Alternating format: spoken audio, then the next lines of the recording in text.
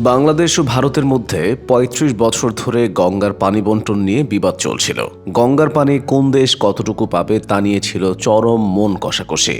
কিন্তু ১৯৯৬ সালের ডিসেম্বরে হঠাৎই গঙ্গার পানি বণ্টন সমস্যার সুন্দর সমাধান হয়ে যায়। ১৯৯৬ সালের ১২ই ডিসেম্বর দিল্লিতে ভারতের প্রধানমন্ত্রী এইচ.ডি. দেবেগৌড়া এবং বাংলাদেশের প্রধানমন্ত্রী শেখ হাসিনা এই ঐতিহাসিক চুক্তিতে স্বাক্ষর করেন।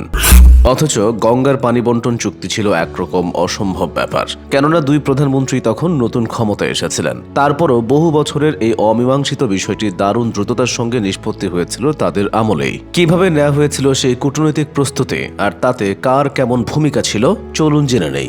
একেবারে শুরু থেকেই শুরু করা যাক। বাংলাদেশ এবং ভারতের মধ্যে ৫৪টি আন্তঃসীমান্ত নদী রয়েছে। বাংলাদেশ প্রায় দাবি করে যে ভারত এই আন্তঃসীমান্ত নদীগুলোর পানি প্রবাহ পরিবর্তনের মাধ্যমে বাংলাদেশের ভেতরকার নদীগুলোর পানির স্বাভাবিক গতি প্রবাহকে বিপর্যস্ত করে তুলছে। তাই ১৯৫১ সালে প্রথম ভারত ও বাংলাদেশের মধ্যে আন্তঃসীমান্ত নদীগুলোর পানি বণ্টন নিয়ে বিতর্ক শুরু হয়। ভারত তখন ফারাক্কা নদীতে বাঁধ নির্মাণ করার সিদ্ধান্ত নিয়েছিল। বাংলাদেশ তখন পাকিস্তানের অংশ ছিল। ১৯৫১ সালে পাকিস্তান সেই ফারাক্কা ব্যারেজ নির্মাণের বিরোধিতা করেছিল।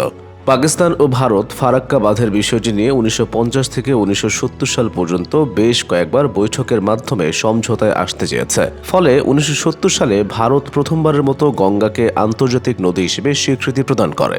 তবুও গঙ্গার পানি বণ্টন নিয়ে সমস্যার কোনো সমাধান হয়নি। এরপর ১৯৭১ সালে বাংলাদেশের স্বাধীনতার পর ভারতের সঙ্গে বন্ধুত্ব ও সহযোগিতার নতুন পথ উন্মুক্ত হয়। তাই বাংলাদেশ সরকার গঙ্গার পানি বণ্টনের সমস্যার সমাধানে মোটেও বিলম্ব করতে চায়নি।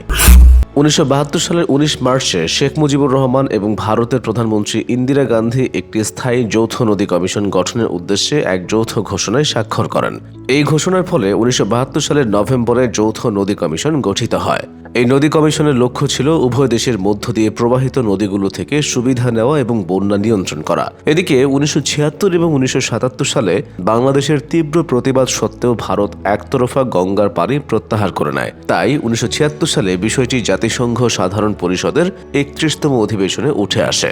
এর ফলে বাংলাদেশ ও ভারতের মধ্যকার কূটনৈতিক সম্পর্কে কিছুটা ভাটা পড়ে। তাই অস্ট্রেলিয়া ও শ্রীলঙ্কার অনুরোধে জাতিসংঘ সাধারণ পরিষদের রাজনৈতিক কমিটি ভারত ও বাংলাদেশকে নিজেদের মধ্যে আলোচনা করে বিষয়টি নিষ্পত্তি করার কথা জানায়। ১৯৭৭ সালের নভেম্বরে বাংলাদেশের জিয়াউর রহমান সরকারের সঙ্গে পানি বণ্টন বিষয়ে ৫ বছর মেয়াদী একটি চুক্তি স্বাক্ষরিত হয়। তবে ১৯৮২ সালে এই চুক্তির মেয়াদ শেষ হয়। তাই ১৯৮২ সালের ৪ অক্টোবর জেনারেল এরশাদের সরকার ভারতের সঙ্গে পানি বণ্টন বিষয়ে ২ বছর মেয়াদী একটি সমঝোতা স্মারক স্বাক্ষর করে। এরপর ১৯৮৫ সালের নভেম্বরে ৩ বছরের জন্য আরেকটি সমঝোতা স্বাক্ষরিত হয়। যেহেতু তখনও পানি প্রবাহ বৃদ্ধির ব্যাপারে কোনো চুক্তি ছিল না, তাই ভারত পানি বণ্টন বিষয়ক সমঝোতা চুক্তির মেয়াদ আর বৃদ্ধি করতে সম্মত হয়নি। তাই বিষয়টি আবারও জাতিসংঘ সাধারণ পরিষদে উত্থাপন করা হয়, কিন্তু কোনো সমাধান হয়নি। ১৯৯৬ সালের জুনে বাংলাদেশ ও ভারতে একই সঙ্গে সরকার বদল হয়। ভারতের প্রধানমন্ত্রী হন দেবগৌড়া।